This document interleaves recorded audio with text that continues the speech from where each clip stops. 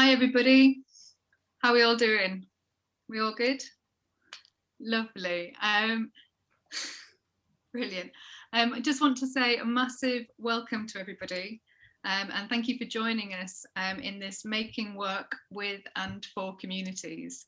I just want to highlight we've got the wonderful Sarah Cox and Katie Benwick who are BSL interpreting for us today. So if you do need BSL support throughout this session, please do feel free to pin them so that you can access. We've got a presentation and we'll try and remind throughout the presentation of who to pin for the BSL throughout the session. But just to say a massive welcome. We're so excited to see everybody. So thank you for coming today.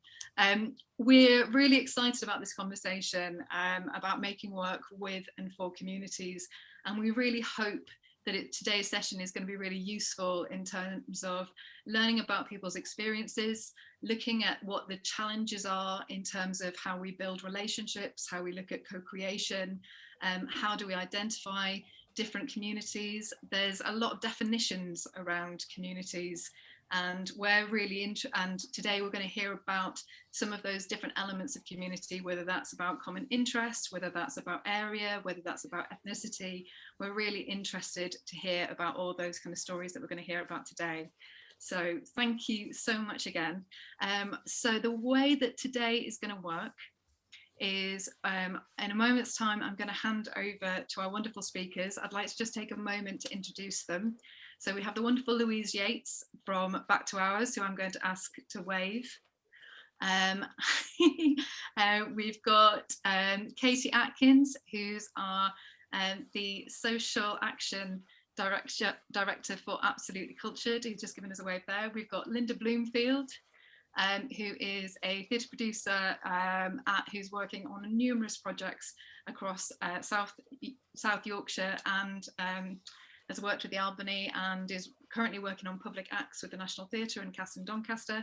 We've got Siddi Maju, I hope I pronounced it right, who is an independent artist. He's going to be talking to us about his experiences across the north. We've got Kerry Campbell, who I'm going to ask to wave, who's working on Mansions of the Future. We also obviously have our lovely Katie Benwick and Sarah Cox, and Rosha Wardlow from Absolutely Cultured is also kind of with us today, looking after all the technical aspects and the chat and things like that. So it's so lovely to see you. My name is Madeline O'Reilly. I'm the artist working with Absolutely Cultured at the moment on artist support. I have big blonde brownie hair and a headscarf today, so it's lovely to see everybody.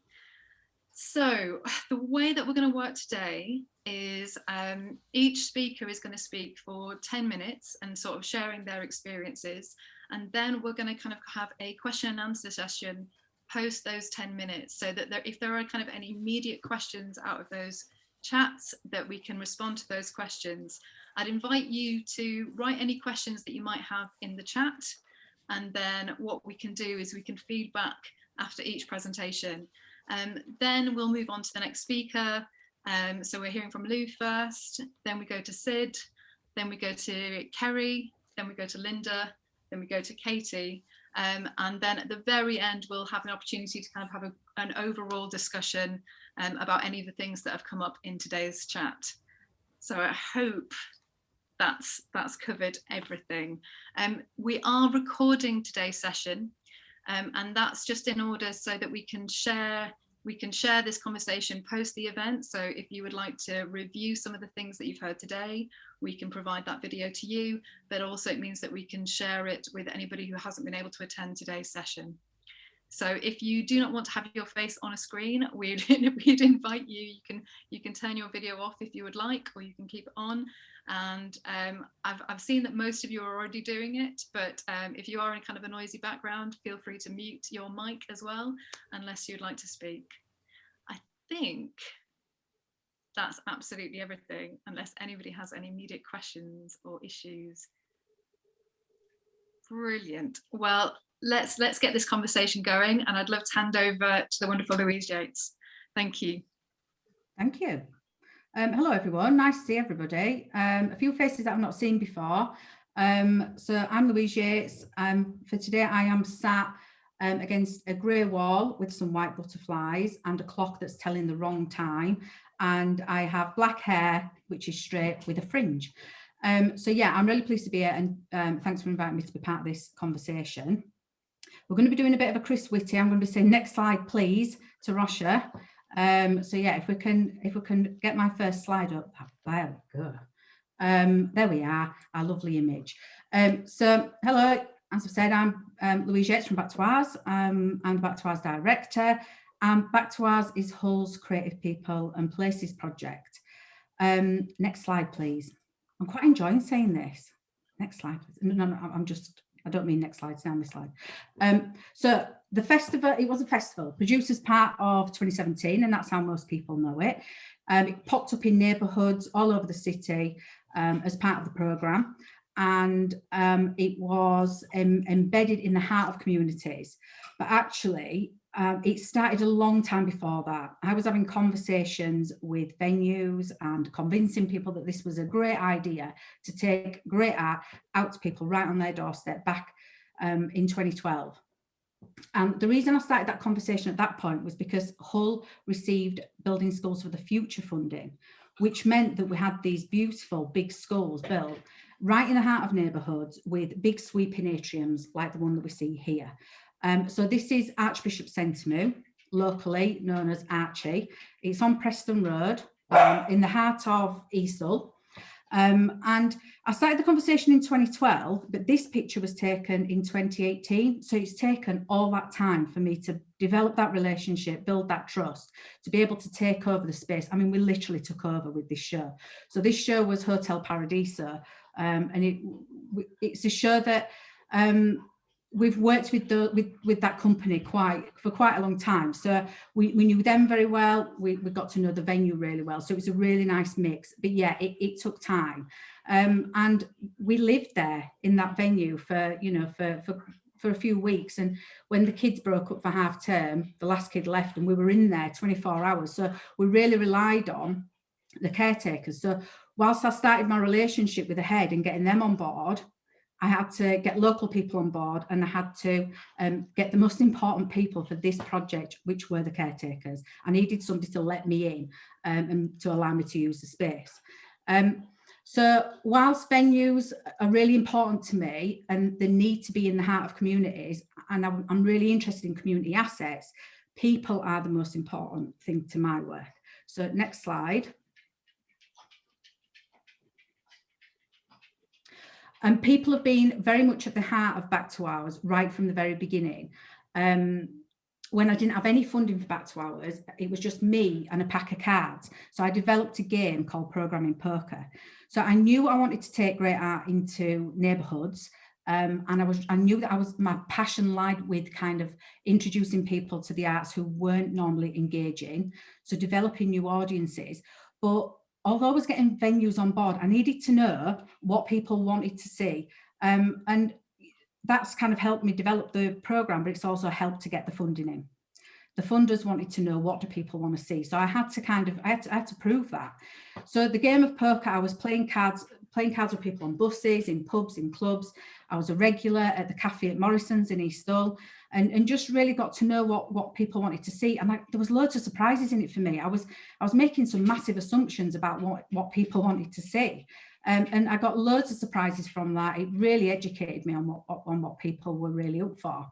And this show is called Chores. It's by Hoopla Clique, and this show is programmed by our hub members. So I've gone from playing cards with some random people, really, random people on buses, but then groups of residents, groups of housing workers, all sorts of different people, to kind of building that up into having, now got over 90 residents that we call our hub members, and they program Chores. We took them to Edinburgh. They saw some great stuff, but they said this show will really get families excited, and we can really sell this to people that live down our street, people that we know, our family.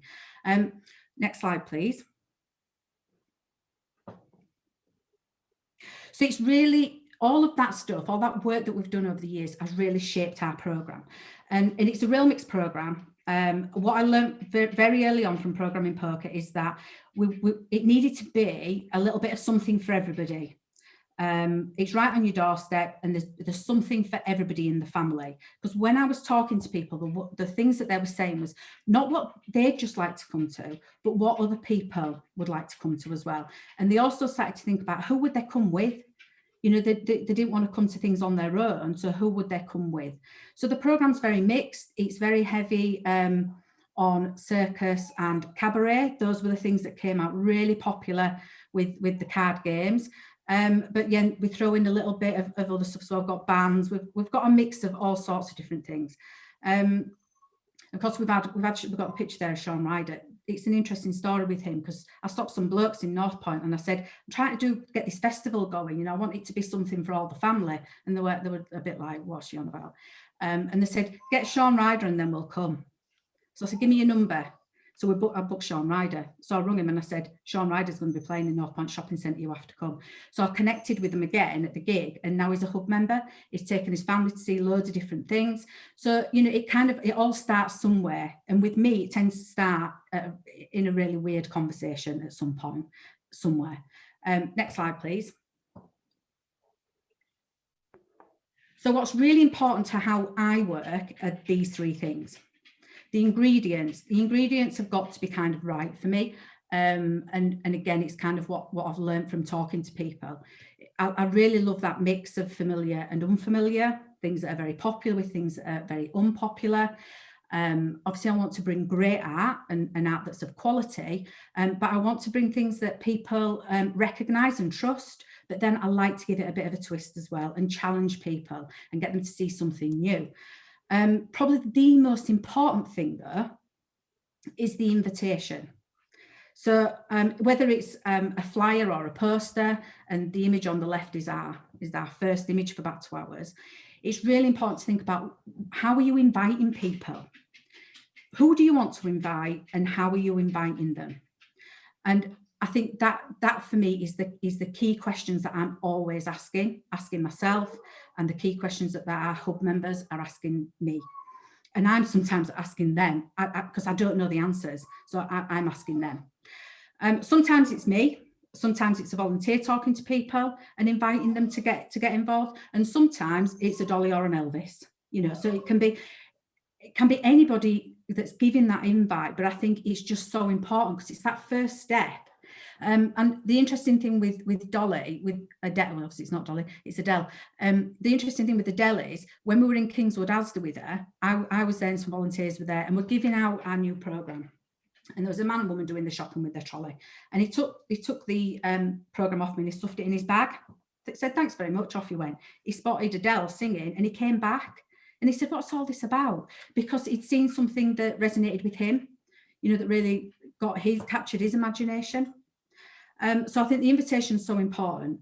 And then what's important for us is tickets, because people said really clearly from Programming Poker, we want to pay for this stuff. You know, we want to own it. It's ours. We want to pay for it. You know, that confidence comes from paying something. But what they did say was, we don't want concessions. With a concession, you're telling me that I can't afford it. Now, I'd never even thought of that before. If I would have gone out and done the consultation, the programme would have been completely different. And I would have put concessions in. So yeah, that was a really key piece of information for me. The other thing about ticketing for us is we get tons of data from it. So it's brilliant. You know, I can really start to plot who's engaging and where they are and where I need to do the next piece of engagement. But also we do the opposite of what everybody else does. Everybody gets the tickets out there and likes to sell them really quickly. I get the tickets out there and I want to sell them really slowly, because I want to make sure that the tickets are getting, the thing that we're doing is getting to the right people. Next slide, please. So we went from this festival into being a Creative People and Places project, and I'd gone from playing a game of cards on a bus to being on top of a bus with a load of performers and a camera crew and volunteers, and off we were making a noise. So making a noise is good for us, but I think that the key thing is that we're constantly going out there. It's not something, our engagement and our marketing is not something that we do just when we've got something coming up, or once a year to say, yeah, we've done that. It's ongoing. It's all the time. You know, it can't just be a one-off thing. You've got to kind of, for me, to do what we're doing, you've got to commit to that. And it can't just be one person's job in the team. It's got to be everybody. So like, I call this a bit of a charabanc. So we every now and again, we like to get a charabanc going and we get out there. And it doesn't matter, like I say, how much you're spending on that. You know, if you've got no funding, I've been in that position of having no funding. Sometimes it's just me. It's just me with my coat and shoes on, and off I go. And I'm out there telling people what I'm interested in and what I want to involve them in. Next slide, please.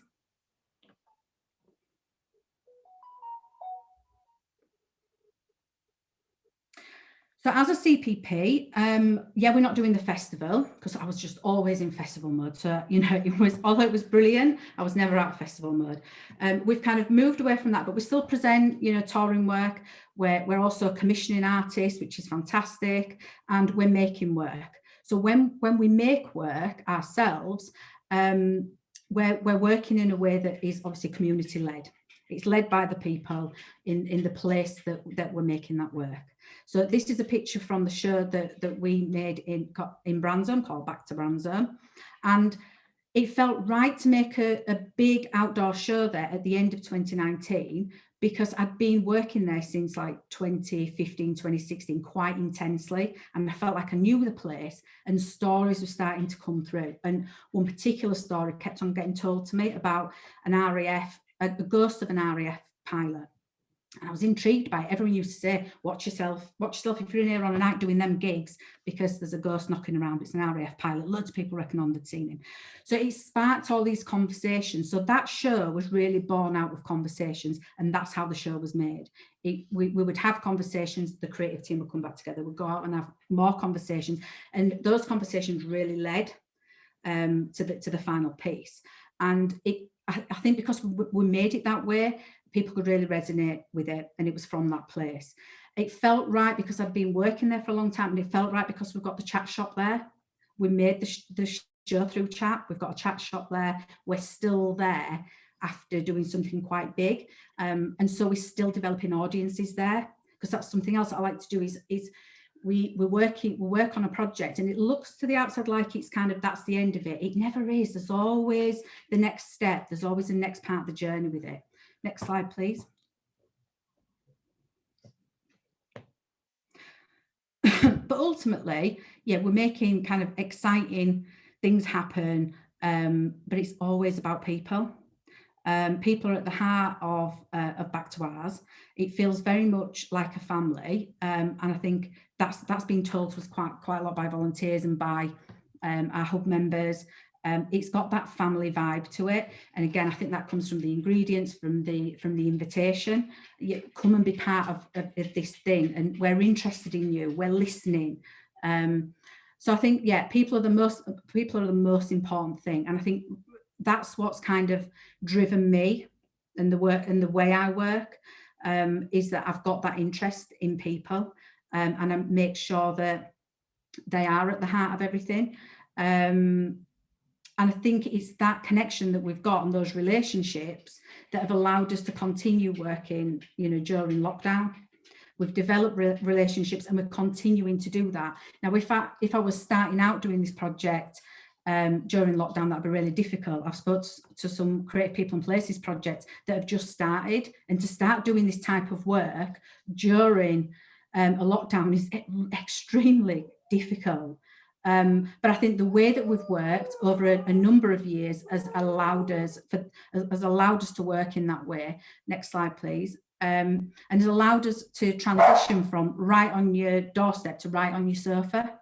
So I just wanted to end with right on your sofa, because I think we've been able to kind of transition because we've done the engagement beforehand.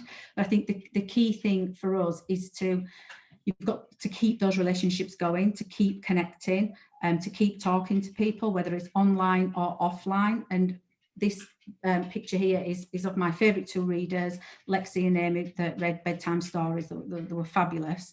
And bedtime stories is something that we will continue to offer online, but we're going to start to take it offline as well, and it'll start to come to be right on your doorstep. So it's a good example, I think, how we can do the two things. So yeah, I will stop there because I can literally talk about back to hours for hours and hours on end. So I think I've behaved myself really. Yes, thank you, Louise. That was a really informative. Thank you. And really interesting about like that commitment about building relationships in particular. And yeah. I wonder, like, I've just got an initial question, like, how do you see the future of that developing? Like, do you think that it can expand, or is it just about keeping that relationship with that area going? We've got certain areas that we work in quite regularly. So we work a lot. Sorry, this is my dog and he's crying because I'm not stroking him. There's areas that we regularly work in, like Bransholme, Eastall, Derringham, Northall and Orchard Park. So we've tried to concentrate our work in those areas. So yeah, it's really important for me to keep the relationship going. And sometimes you're doing something that's, really of scale, and sometimes you're doing quite small things. And that to me doesn't really matter. It shouldn't matter. It's the quality of, of the engagement and how you're kind of opening up those opportunities for people to get involved. So with, for example, with Back to Bransholme, it's a big scale show on a car park on top of the shopping centre roof. It was just there big in the car park. But the small things that happened as part of that were probably the things that will make the most change for people, that would really think, you know what, I want to see more. This has really inspired me. Those, how people were welcomed to that event, how people were involved in the development of it, the creation of it.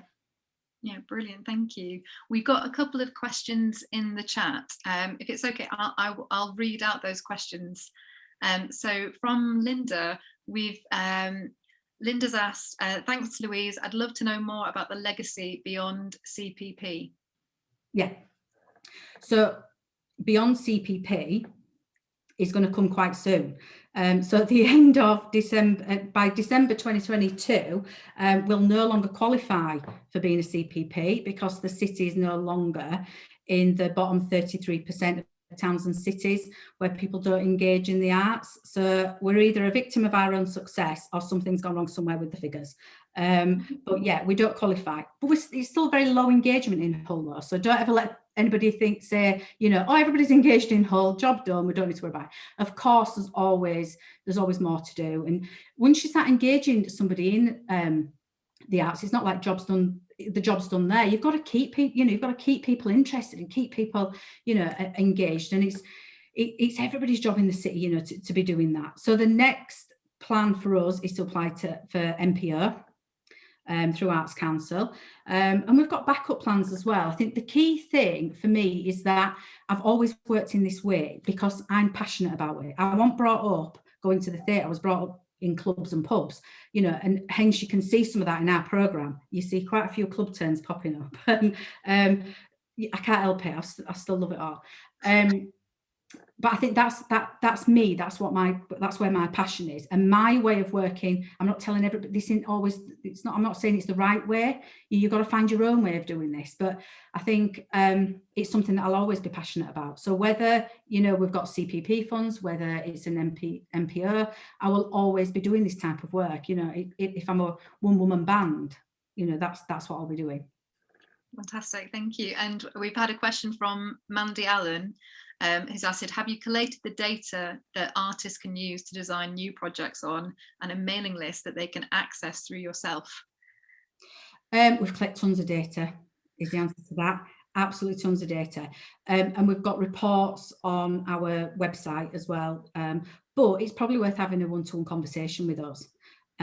We do have databases, and we have lots of people who we can regularly get in contact with them, but we don't pass those on.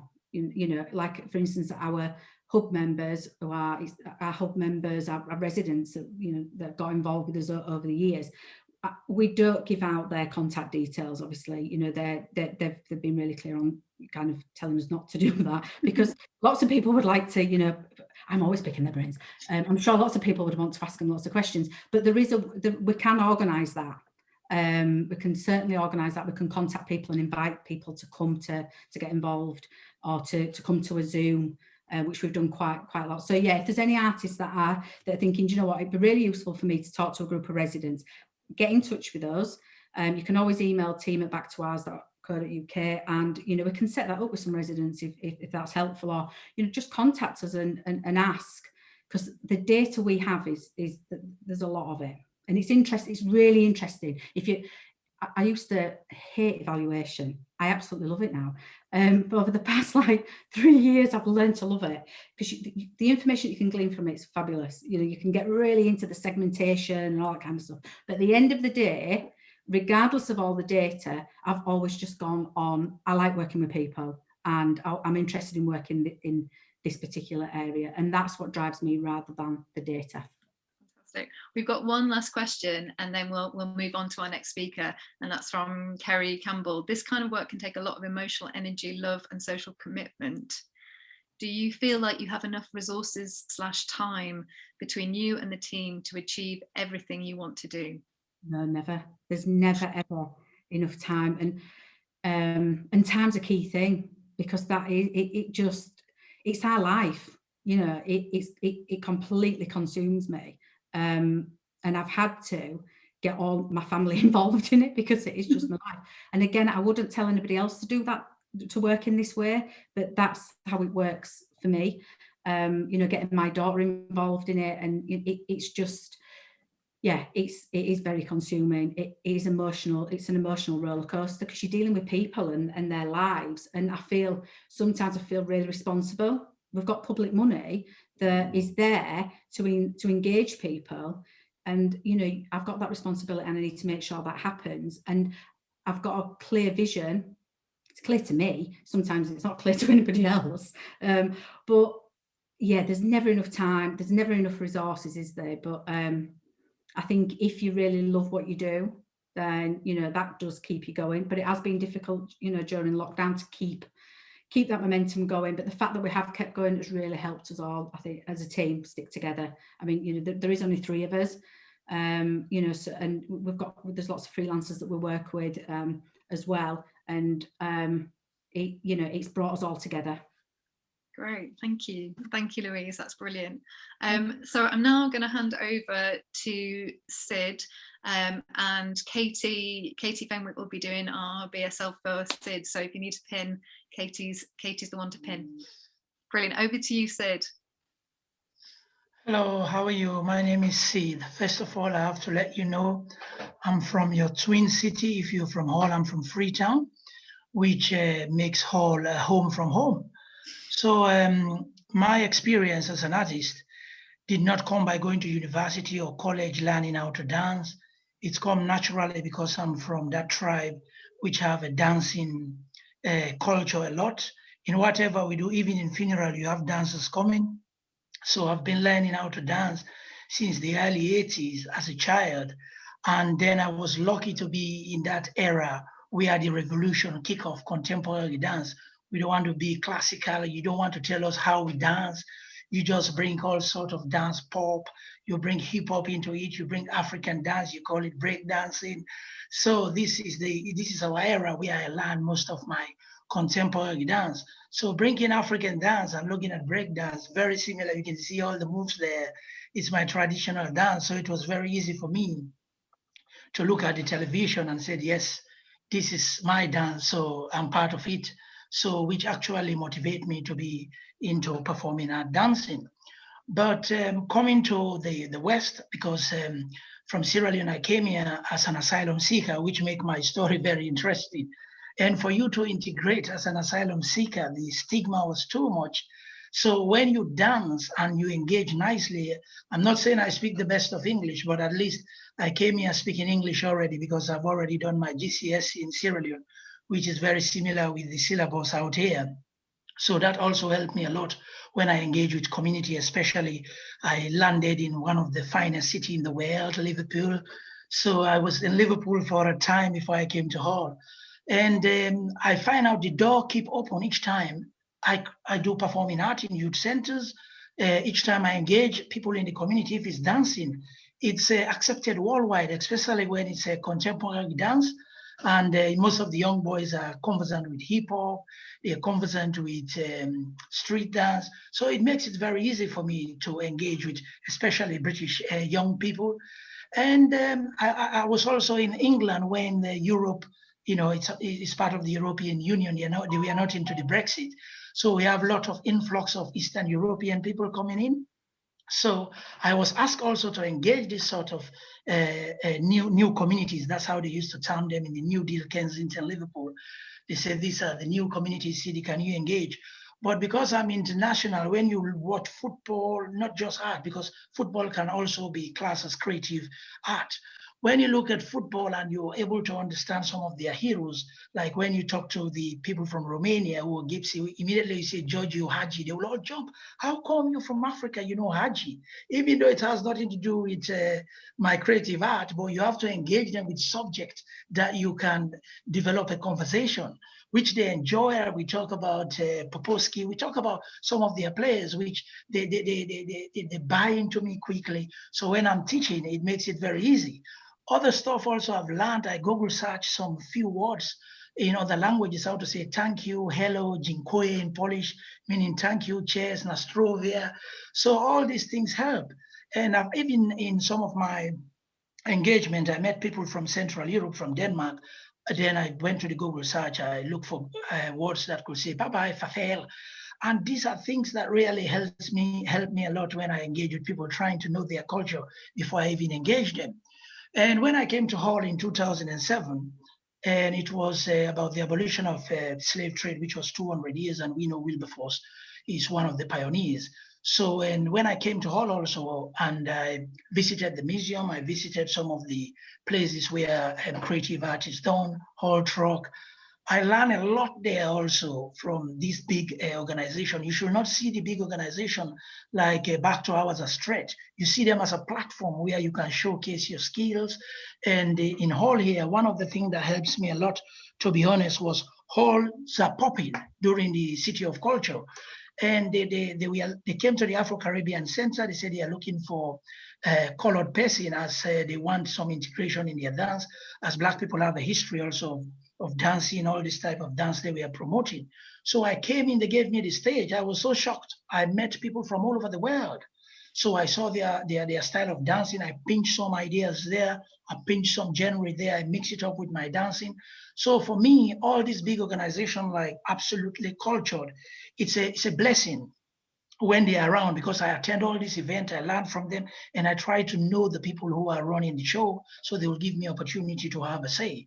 For example, the Grow in 2018, I was given a platform where Helen Goodman saw me talking about the moonwalk, that Michael Jackson moonwalk was fake. That was no moonwalk. With the street dance, I know that was no moonwalk. That was backslide. It was the opposite of moonwalk. As when we dance moonwalk, you have to move forward. As you are in the moon, you're staggering. That's what we call moonwalk. So Michael Jackson fake it, but because he have the right PR around him, so everybody says it's a moonwalk. Then I performed the moonwalk in front of Helen Goodman, and that gives me a big opportunity. Then he linked me to an organization called the IETM in 2019. He gave me a special invitation, so I was able to attend some of the art festival and rub skin with the high-profile people in the city. So these are the opportunities I see when I see big organization. I don't see them as threat. They are taking all the funds. I see them as a platform for me to showcase what I do. The other side of the thing again that I would love to say, it is from all these relationships that I also link with Absolute Culture, where I was confident to send an application form for emerging communities for me to visit the Netherlands. So I put on all these stories that I've worked with all these high-profile organizations. And luckily, even though I don't have this high-profile degree that most of the people were awarded, but I was considered, and I see that as a big thing. And they put me on their brochures, and everybody was calling me Siddi, becoming a celebrity in the city. So for me, the engagement is not just the communities I engage; it's also these big organizations that are there that gives me the platform. So I don't see them as a threat at all. So I think that's one of my selling points. Give me the big stage. Let me sell myself. And I believe more people will buy into what I do. So these are some of the stuff I believe in when I'm engaging communities. I won't say much because I don't have some of my slides here. I'm also part of the Hall International Carnival, which I'm their choreographer. I'm not in their board, but I do the choreographing before we come to the street of Hall. And leading the Hall Afro-Caribbean Association in the year, I think 2019, the Lord Mayor was there, and he himself buy into how I was dancing, how I was mixing things. And he also created some platform for me to get workshop around schools. So as I say, for me, it's the big platform, how I engage, and how also I engage with the bigger organization. So as an independent artist, I don't see anybody as threat. And I'm very aware in the North here, you don't receive much money like the South when it comes to funding. I was in Liverpool when it was 2008. There was huge money. I benefited from it because of this same link. I don't see the big organization as threat. I talk nice to them. I thank them when they give me the opportunity. As I tell you, as I'm summarizing here, as I'm concluding, any organization I engage, I go to a Google search, I see some of the awards of saying thank you, hello.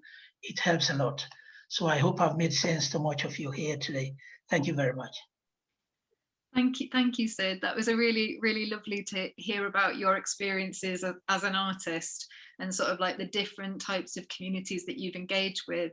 I think there's something really interesting about, you know, taking that time to learn a culture or saying hello or thank you in somebody else's language in order to build a relationship.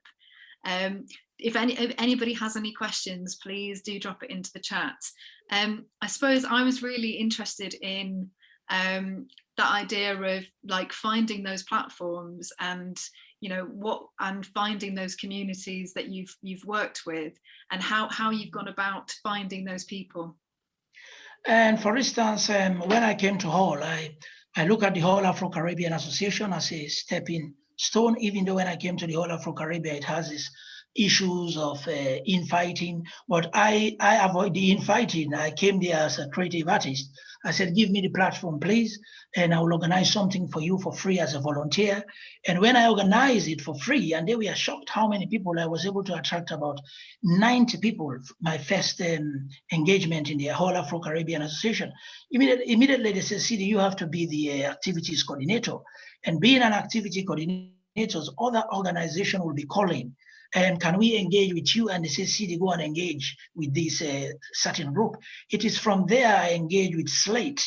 Slate have a good relationship with Hall Truck at that time, which also create a platform, because I used to go to Hall Truck because they have an internet facility which anybody can buy a cup of coffee. So I go in with my phone. I met a guy called Paul. He was the security, very nice guy. And he was not even aware I'm also a creative artist. They don't know I was watching to see how I can get into the door. And all of a sudden I met Amanda, I met Roots, all these people. And then they find out I'm the man that they need to link them with the wider community. So straight away they start creating job for me, outreaching £100 there, £200 there. So this is just an example where a man who was going for an internet end up having something to do with Hall Truck. I think that's brilliant. There's something really interesting, I think, about like that sort of like thinking about what people need in terms of the internet, but then also looking at what service you can provide or what you can offer. And there's something really exciting about that, especially when you're working with either like communities or different organizations. And I suppose making the offer, like seeing a need and making the offer, that seems like a really, really good element. We're going to move on to, unless there's any other questions, we're going to move on to Kerry Campbell, please. Thank you so much, Sid. That was really great. And Sarah Cox will be interpreting for us. Hiya. Do you want me to share my screen, or has somebody else got the presentation? I'll just tell you to when to share the slides. Sorry, Kerry, I'm just about to share it for you. That's fine. I'll just okay, amazing. 1 second. Thank you. That's okay. Yeah, really happy to be here and really grateful to be part of this amazing lineup. Actually, it's just been inspiring so far to listen to you guys. So thank you. So I'm Kerry. I'm an independent curator and a freelance producer. And when I was thinking about my own relationship to ideas of creating work for and with communities, for me, it's always about trying to like challenge the the often kind of exclusive nature of contemporary art and curatorial practice or curating, which is my practice. And I guess I'm interested in doing that by inviting, similarly to Louise actually, a multiplicity of voices within the kind of development and delivery of that work. I'm also interested in social class, working class history, class inequality, and the civic responsibility of arts organisations. So their responsibility to serve their immediate publics, their local community. And I always like to encourage a team to think about what is relevant here. Is public money, we have resources, how can we be accountable, and how can we think about who we're serving? I can't join kind of all of the dots for you today, and I'm kind of conscious of time. So what I'll do, Roger, if we go to the next slide, these are a couple of images from Luton, which is my hometown. It's where I kind of started developing projects over 10 years ago. And I was going to give you a bit of a career sandwich, but what I'll do is maybe that's something that can come up in questions, and I'll, if we skip a couple of slides, Roger, I'll just start with my most recent work. There we go. So most recently, that one's perfect, thank you. I've been working as the artistic director for Mansions of the Future, which is in Lincoln.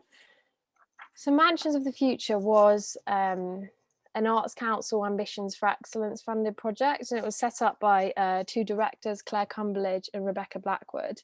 And I was asked to kind of come in and take over in 2019. So it's Ambitions for Excellence funded, which is a really generous 3-year pot of funding from Arts Council. So there was a lifespan on this project, so I had to think really carefully about my kind of recognised commitment to cities with limited culture infrastructure, and think carefully about what it means to go into somewhere to deliver all this amazing work, and then for it to be something that kind of has a lifespan. But I took up the role, and I'll just give you a little bit more information about the work we delivered there. So that's Mansion of the Future, this incredible building that was lent to us by the co-op. And this building was brought to life through a public programme of national public art projects, exhibitions, communal lunches, monthly communal lunches, talks, workshops and events. Next slide, please. It is Chris Whitty, isn't it? And I always slag him off when I hear him say next slide. So this incredible space was designed by an artist called Catherine Bohm. It was like an inaugural commission, and she was asked to come in and think about how to make this space serve the public in Lincoln. And so it was really kind of domestic in its character. So there was this beautiful community larder, there was a couple of communal kitchens, there was a big kind of living room space, which is where a lot of the activity took place. This is the entrance, there's a ramp room, and whether you're able-bodied or not, you have to kind of enter the space in the same way. So every aspect of its design, from the reading room to the artist studios, we really thought about who it was for. All of the furniture was kind of co-built. So this kind of really inspiring space, a real privilege to be there. Next slide. So the cultural kind of output of Mansions of the Future was two-stranded. So there was a curated public programme and something called the Takeover Program. So the curated public programme was something that I supported my kind of team to deliver. And we had an approach to working with artists, which is that work was developed with community groups, and all projects were three things. They were social, site-specific, and collaborative. So before an artist kind of worked up a proposal, I made sure they came to the city, engaged with its cultural history, engaged with its heritage, and engaged with the communities that live there today. And then to come back to us with that proposal, that kind of takes all of that into consideration, and something that's kind of defined by collaboration. So yeah, we supported artists locally and regionally to come to Lincoln and make work for the place. Next slide, please. And And I guess, sorry, yeah, just on the last point, I guess I wanted to say that it's quite, Louise probably finds this too, it's quite a common misconception that places like my hometown of Luton, like Lincoln, places that have a limited cultural infrastructure, it's a common misconception that kind of valid culture needs to be parachuted in. So I guess that's why our approach was defined by celebrating the culture that kind of exists in these places already. So this is an image from the Takeover Program. So the Takeover Program was part of Catherine Boehm's initial commission. It was something that was at the core of Mansions of the Future from its inception. And the Takeover Program invited local people to make use of the space for free, for social, cultural, or educational activity. So anybody could use the space, you just kind of got in touch. And at its peak, we were kind of managing over 70 groups using the space on a regular basis. And that's from kind of disability theatre to adult bereavement groups to ex-prisoners writing poetry to the YMCA, supper clubs, the list kind of went on. It was quite expansive, kind of administrative, technical kind of thing to manage. But I guess it's something that was at the core of the project, because in a landscape that's kind of stripped of social spaces, of community resources, is there anything kind of more important than sharing what you have? So it was a real source of pride. And it meant that Mansions of the Future wasn't about this curated program. As much as we tried to make that curated program come from the city, it felt really important that the culture offer was defined by local people who kind of came into that space on their own terms as well, and not just kind of engage with our events, although they kind of rubbed up against each other. Next slide.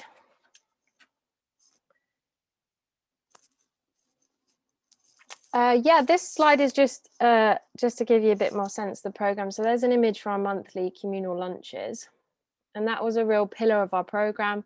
And sometimes the artists shared their work on a screen, though it was rarely that simple. And sometimes there were kind of gastronomic ventures where the artists had kind of designed an elaborate meal.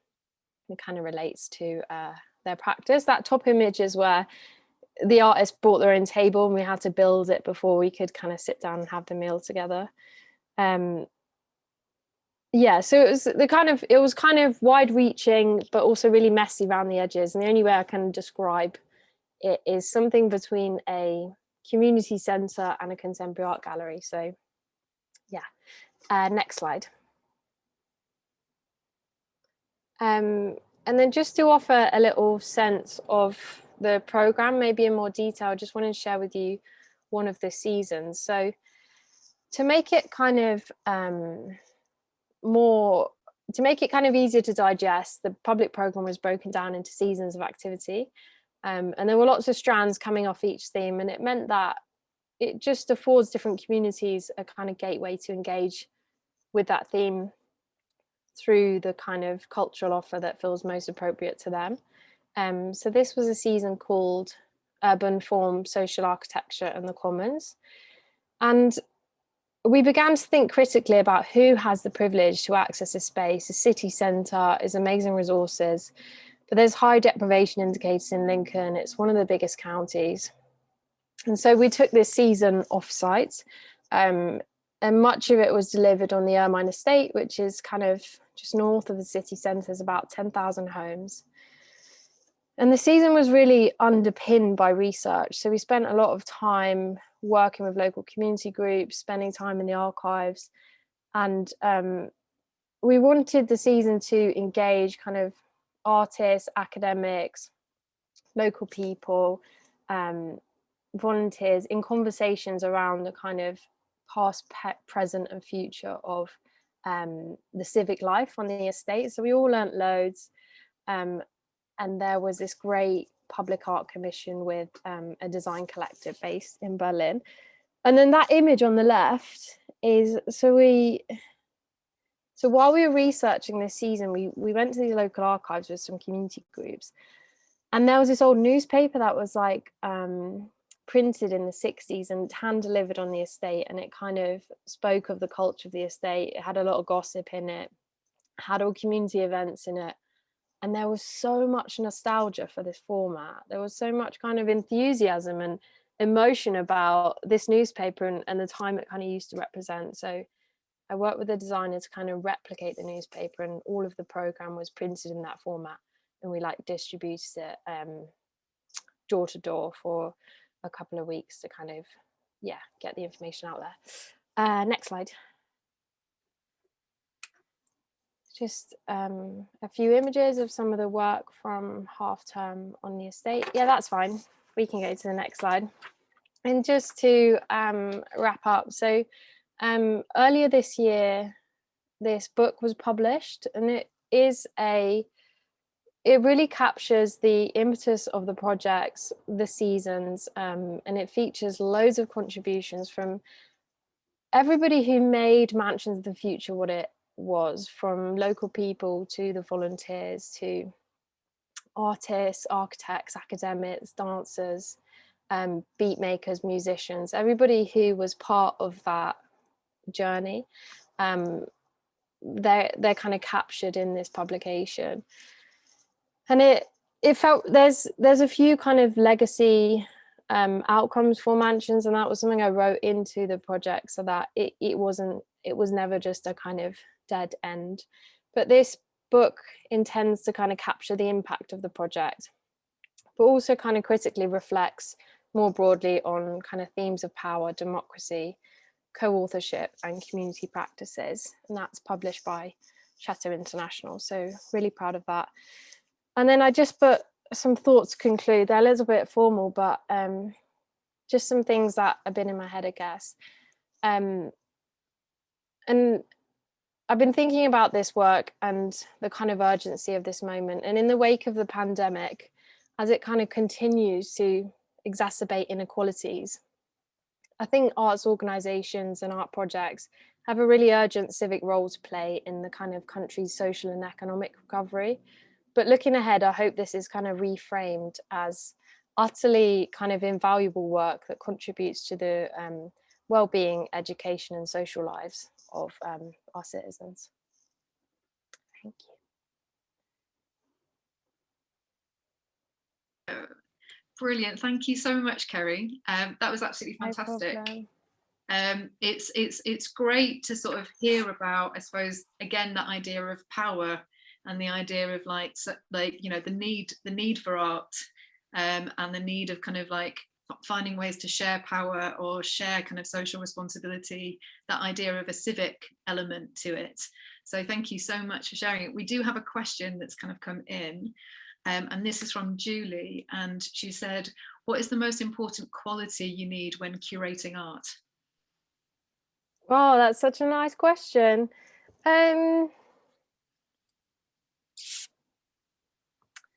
Listening, maybe, but also being true to who you are and where you came from, and I think that will help you position yourselves in a way where you are delivering work which you kind of understand.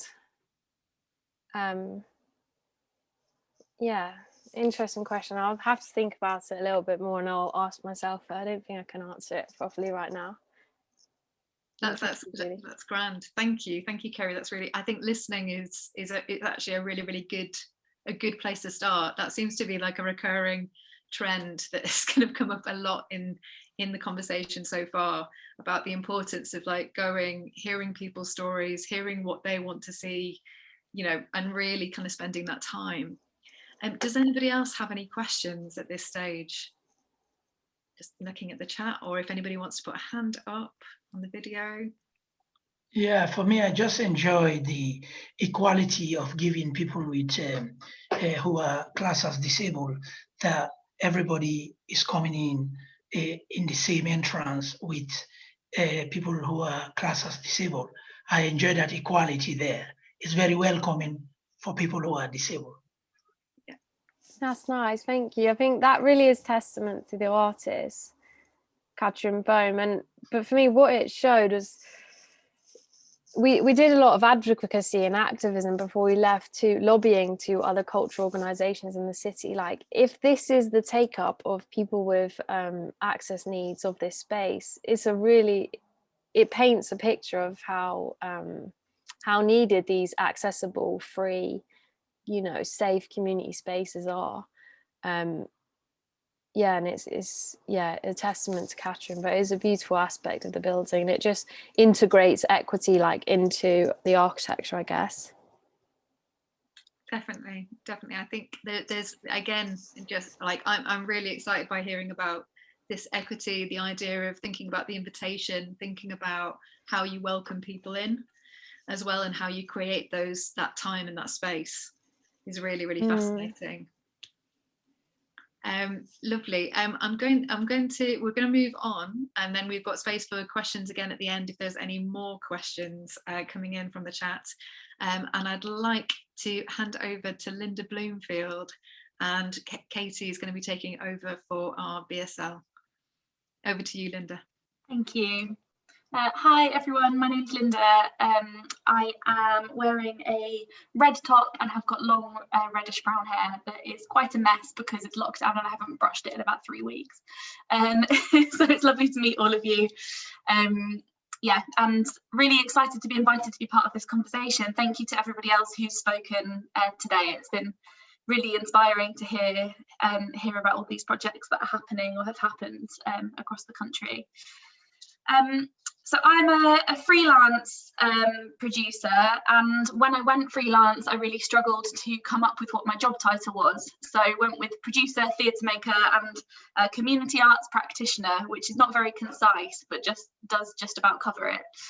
And I suppose my role within all of those titles is about being a kind of conduit between artists and communities, and kind of making those connections happen and making those projects happen by building those connections and those relationships. If we could go to the first slide. So I had quite an unusual background, I suppose, and kind of journey into the arts. I actually started out in the arts as a puppet maker, and kind of did bits of design and stage management, and worked through lots of kind of different roles backstage in theatre. And then went on to run a young people's programme at the Roundhouse, and do some other kind of work with institutions in London, and then spent quite a long time at the Albany, which is what's pictured here, which is very much a neighbourhood arts centre in southeast London. So though they kind of show work from all over, national and international, what the Albany really does at its heart is engages communities in loads of different ways. And there's a particular award-winning programme with older people. They do a lot of work with young people. They do a lot of work with people who live kind of within a mile or two of their doorstep. And I spent quite a long time there as their producer before moving to Sheffield and going freelance. The next slide, please. So I thought I'd kind of talk about my view on kind of culture with communities through talking about some of the projects that I've been lucky enough to be a part of, and then hope I can kind of address some of these other kind of challenges and benefits and the other things we want to talk about today. So this project that you can see here that's pictured was from a festival in 2019 called Age Against the Machine Festival. Which was a festival in Lewisham. The Albany were producing partner, and it was a festival created for and with older people, so people aged 50 plus in the Lewisham community. The kind of joy of curating and putting together that festival was that it was a combination of professional artists, both local and national and international, coming in to perform work, and that was mostly older artists or artists that were working with kind of co-creation methods. So they were working with local people to make that work. But there was also a commissioning strand, which was directly with local communities. So there was £30,000 that went to grassroots community groups that work with older people. And that was everything from a kind of local healthy walks group to kind of food banks, to the Irish Travellers Centre, to like a time banking organisation, all kinds of different organisations. who could pitch for £2,000 to create an event that was part of the festival. So through that kind of small commissions program, we were able to engage lots of those people that were already going to those groups, already engaging with those groups, but link them up with different artists and have really exciting kind of cultural events and connections happen that wouldn't have happened otherwise, kind of through that strand of work. So next slide, please.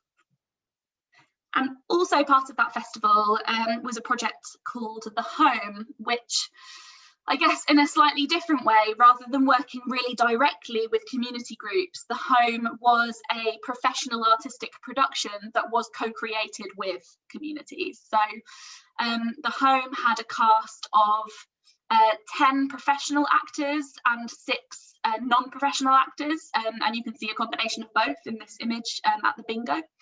And The Home was a 48-hour immersive production, which was a fictional care home in which these residents of both professional actors and non-professional came together to be the kind of carers and to shape the home. And the kind of outcome of that project was about advocacy, really, and about advocacy for a more person-centered approach to care and a less capitalist approach to care. And the kind of really joyful thing about that project was that it was very much, it's quite a tricky subject and context, but it was very much kind of woven into conversation and co-creation with residents living in care homes, with older residents, with local people, which is why it was kind of the success that it was. If you go to the next, you can just flip over the next couple of slides. There's some more pictures from The Home.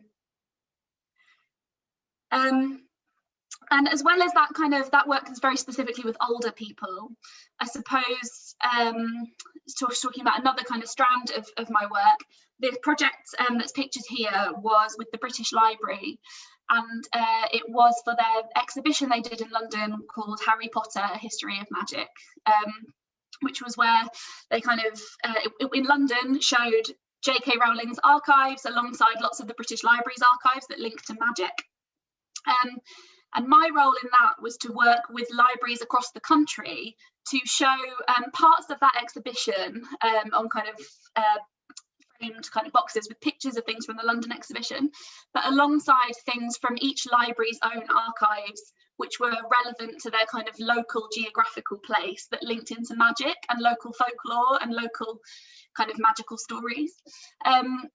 And that was a really interesting project because it was trying to take something that was national and make it very, very relevant to local and to community.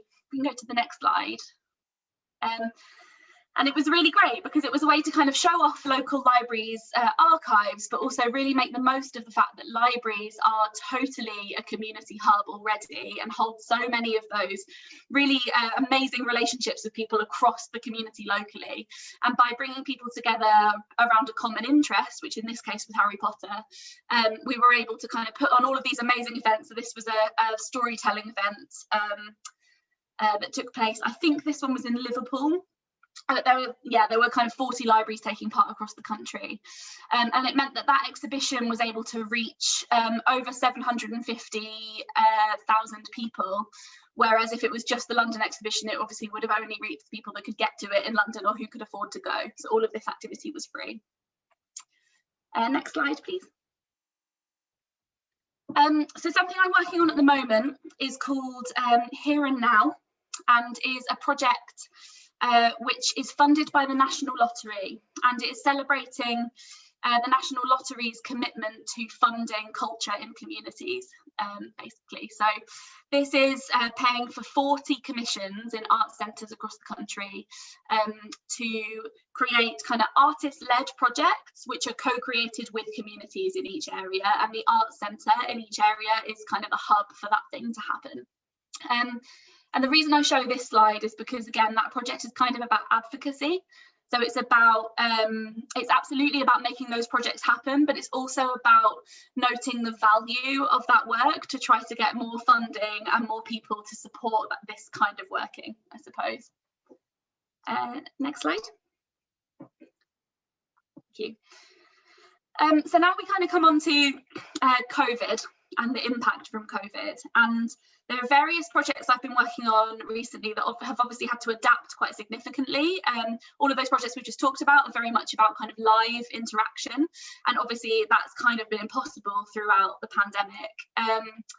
So there's a couple of kind of pivots I thought it might be interesting to talk about, and this is one of them. This is a project in Doncaster called Stories to Get Us Through, which is with through Public Acts, which is the National Theatre's community strand of work. We've been working with Cast in Doncaster and with 10 different community groups in Doncaster, again, each with their own kind of groups that already pre-existed before we joined them.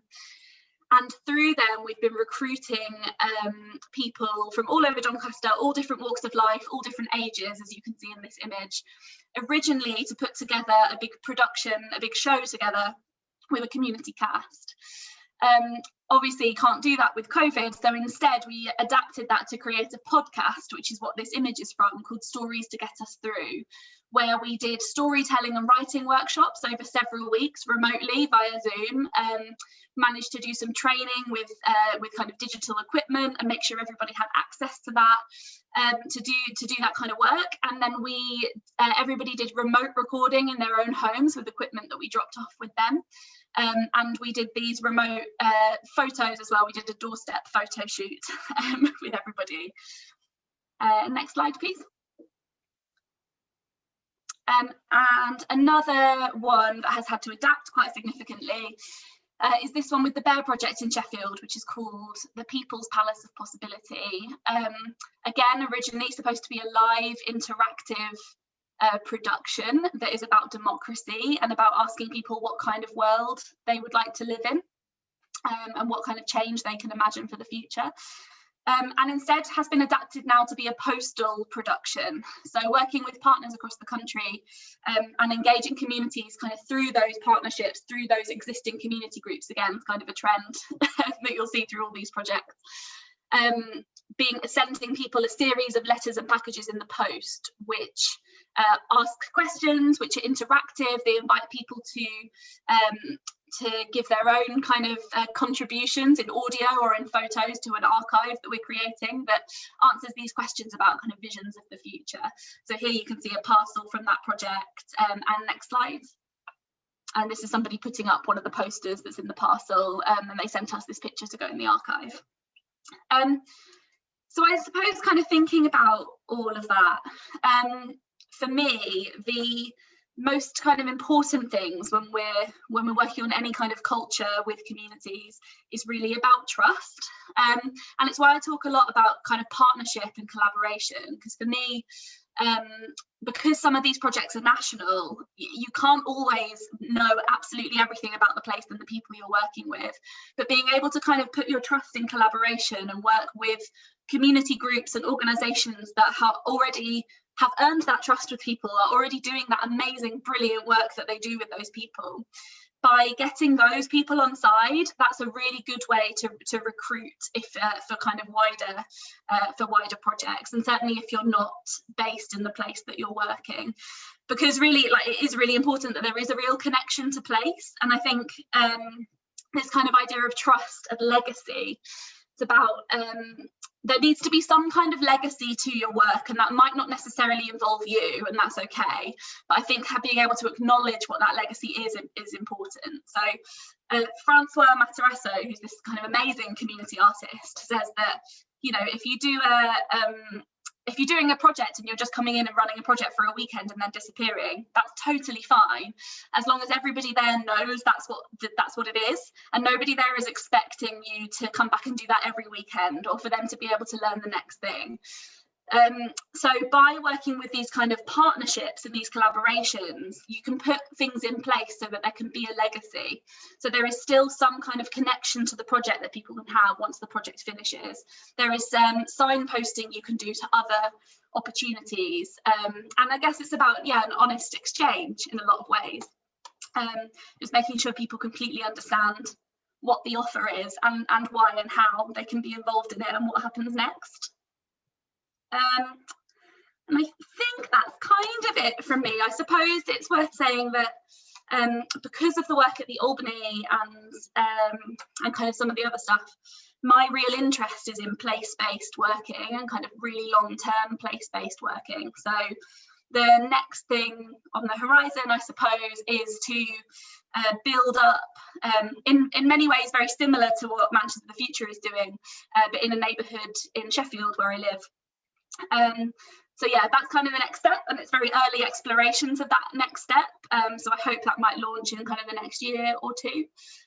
But yeah, it's been really lovely to hear from everybody, and please let me know if there's any questions.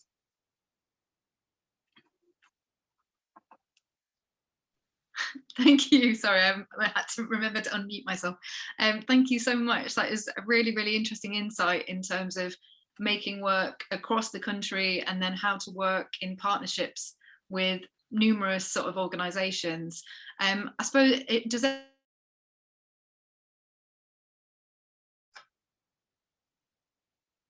mean, the only question I suppose I'm interested in is that kind of how like thinking about building trust and expectations.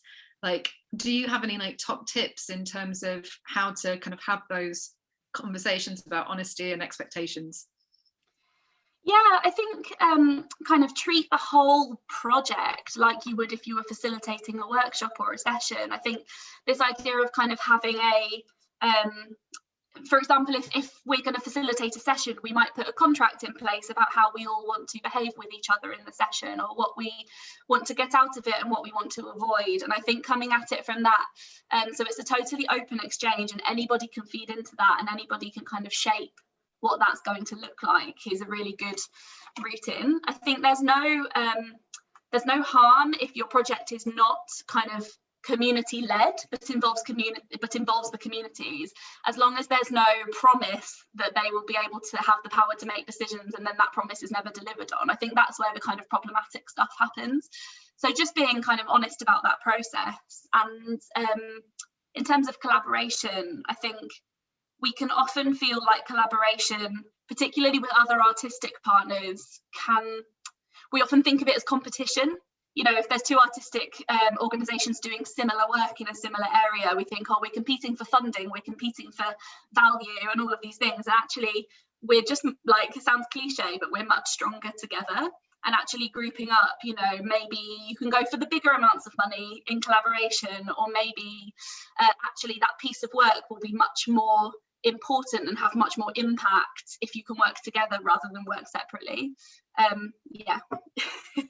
Brilliant. Thank you so much, Linda. I'm really conscious of the time, and we've got our last speaker, Katie Atkins. So I'd like to hand over to Katie, and we'll hand over to Sarah as well to share her experiences.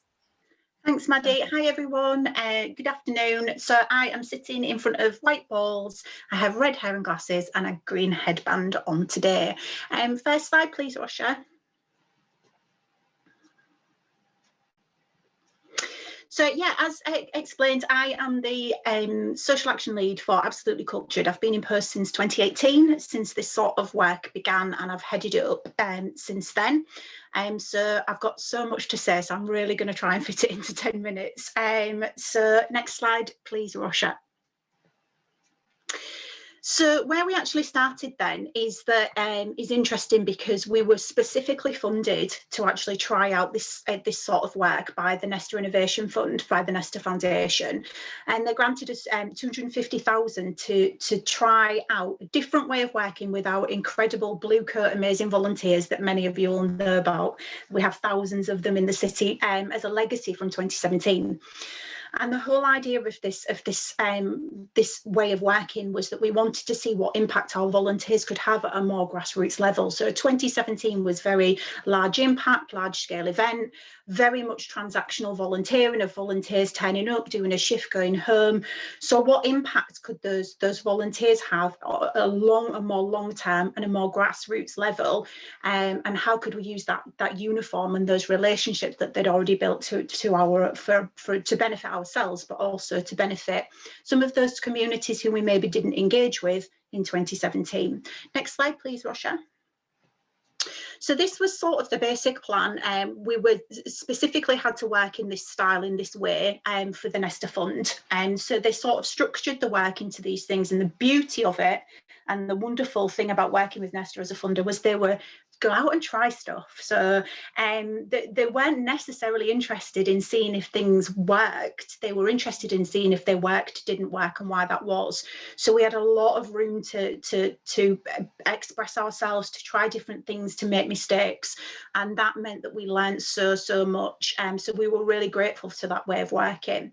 So we began with some sort of large-scale asset mapping, where we looked at tons and tons of data that we had from 2017, and started to sort of identify pockets of the city that we maybe didn't have that level of engagement with.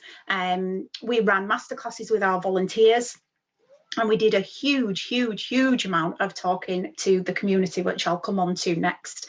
And of course, our volunteers were at the forefront of that, because they're the people that can get those conversations happening.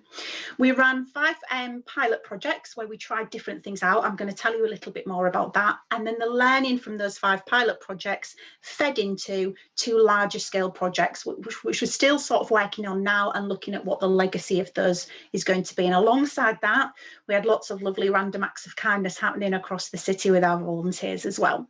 Next slide, please, Rosha.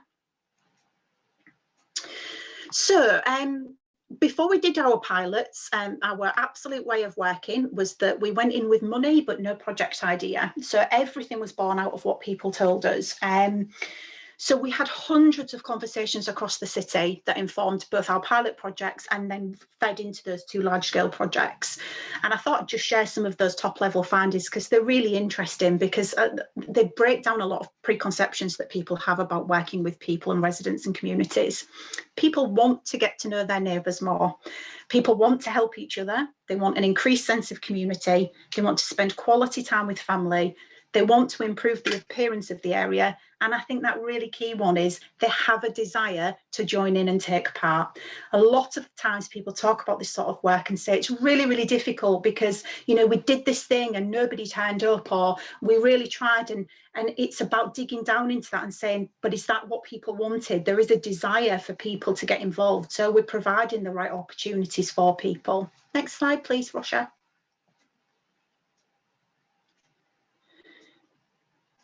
Back one.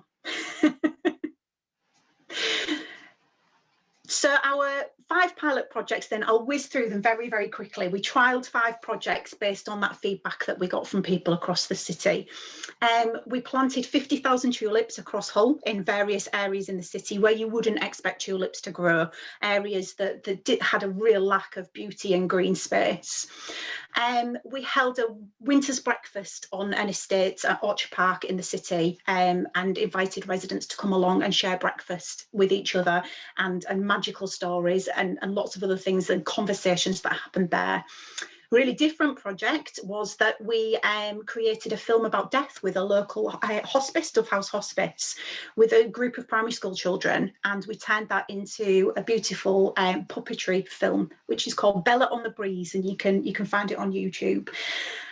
We did an outdoor photography exhibition with pictures of local people that we wrapped around a disused caretaker's building and had that accessible 24 hours a day for a week. And then we also did some mural work and really upgrading of an area of the city that really struggles with drug use and fly tipping, and turned that into a beautiful corridor of art. So lots of different stuff. Next slide, please, Rosha. And then that led into our 2 large-scale projects, which we've been working on for the last year and a half, I'd say. It's split into two projects. The first one was that we created our Chatty Hull campaign, which is a citywide campaign to get people talking to each other. Please give us a follow on socials. Our Chatty Hull socials are run by our volunteers. They do an amazing job. We're on Instagram and Twitter and Facebook, so please give them a follow. What it involved was we held a citywide events at both our project sites, which I'll talk about in a minute. We held conversations across the city with our volunteers sitting on benches and encouraging people to chat. We have ongoing campaign work, and as I say, we've got these long-running legacy social media channels. The second part of the large-scale projects was working in two specific areas of the city that had low-level engagement during 2017, an area in the city called Gypsyville and an area just off Springbank. And in those two areas, we did tons of 6 months worth at least of community consultation, of chatting to people, of eating cake and drinking tea before we even did anything physical in the place at all. We then built physical designs, because a lot of the things that came back from people and a lot of the things that people talked to us about were that they wanted their area to improve, that they wanted more pride in the physical spaces that they lived in. We wanted this to be creative and unique, and the volunteers and residents worked together to create these ideas and make them happen. Next slide, please, Rosha. So these are some images from our Chatty Hull weekend, which we would have done this year, but COVID put a stop to it. So that was really, really sad, because the first event was hugely successful.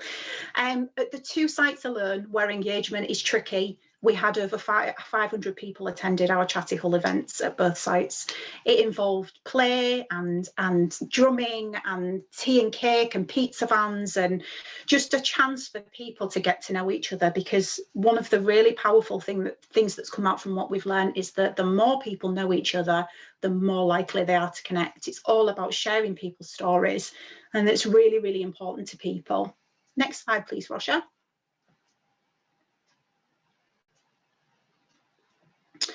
And then we've done our physical works. Do you want to go back one? Sorry, I know it's a bit sticky. Brilliant. We've done lots and lots of physical work, which is actually naturally born more physical work that started happening without us even there, which is exactly what we wanted. We wanted to inspire people and get people to be working on this for their community. So people told us they wanted colour, they wanted less litter, they wanted safer play spaces.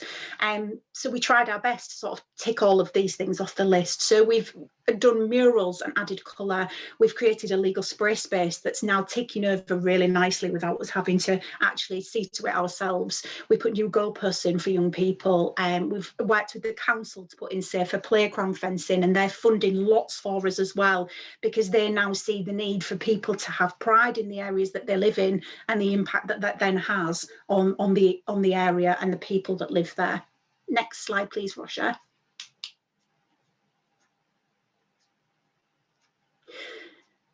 And then at the Shires, a labour of love was this over 100-metre mural that we created in an area of the city that literally is a concrete island, with no colour, no green space. And people really talked about wanting that injection of colour and that injection of play and fun for children.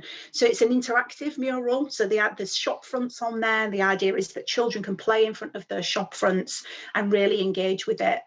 And we have some really exciting longer term plans in place for some more things that we're going to be looking at, and looking at some more sort of sustainable work, and as we've talked about, spaces for people, for us to continue with that engagement that we've had from these first sort of projects that we tried, really to see if it would work and see what the impact would be. And last slide, please, Rosha. So I thought I'd just do a little bit about what we learned, really.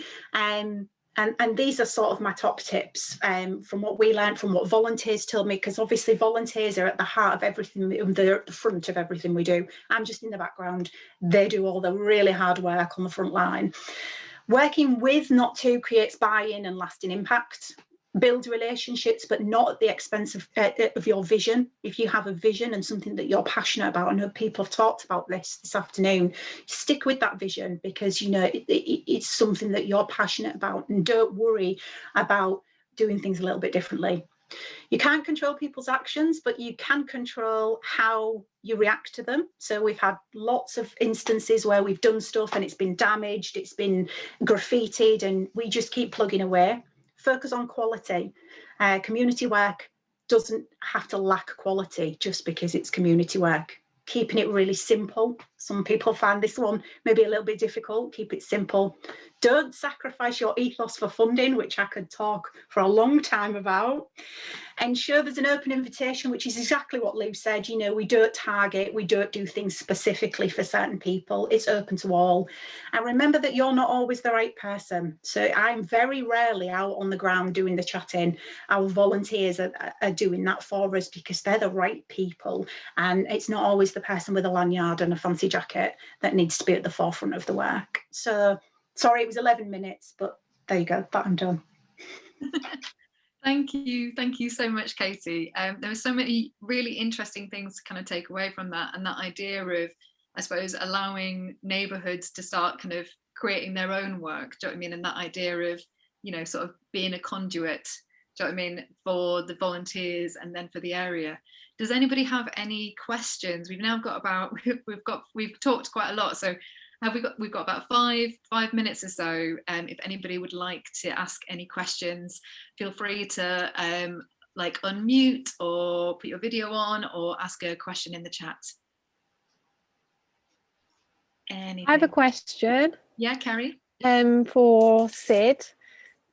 I just wondered if there was a project or a project that you really wanted to do and like haven't had the opportunity to do it yet.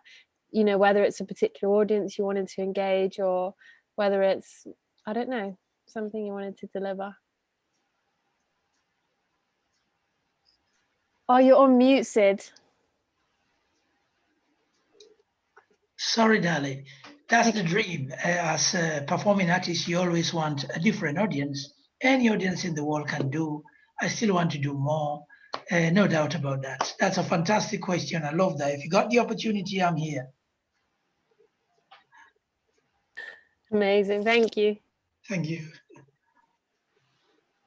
Brilliant. Any other questions or any other kind of issues that anybody would like to share or raise?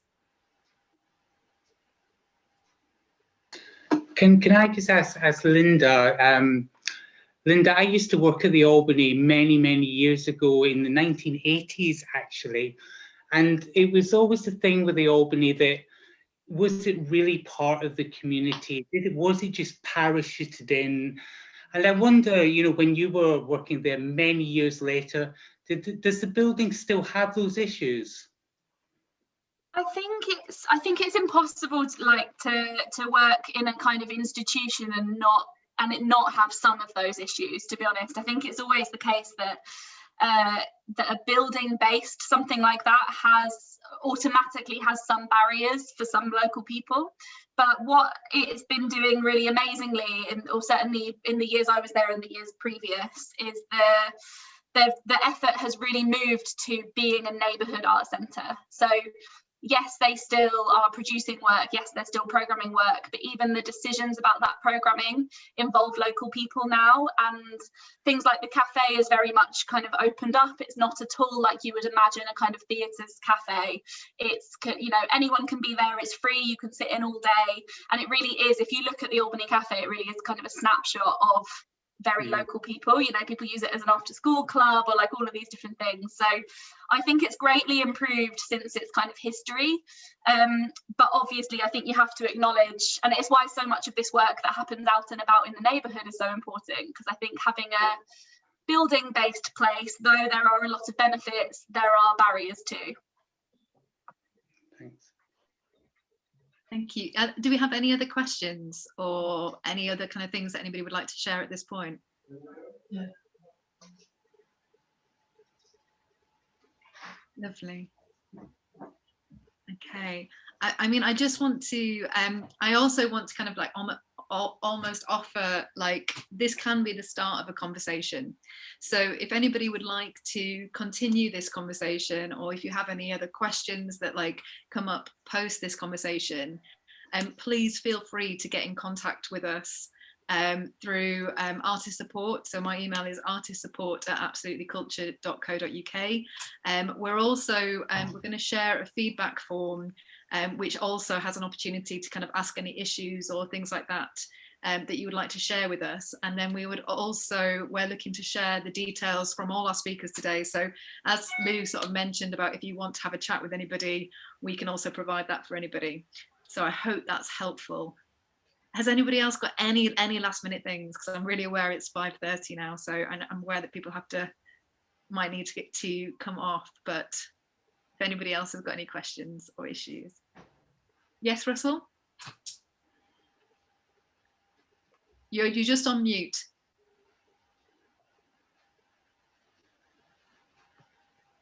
Still on mute.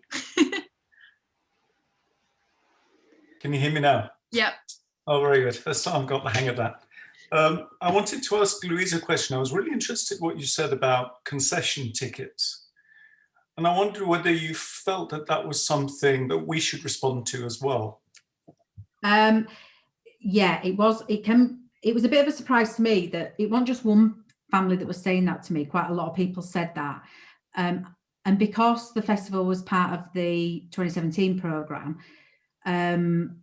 every other aspect of the programme had a concession in place. So I went against the grain and I said, look, I can't have a concession there with these tickets, because I've got to really take on board what people have said. Yeah. But it's difficult because it could be a barrier for some people, but we just felt that we could manage it quite well.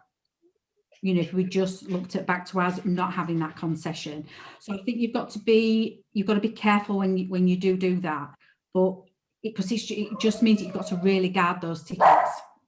You know, okay. Make sure they're getting into the right hands. So every time I come on speaker, the dog starts barking.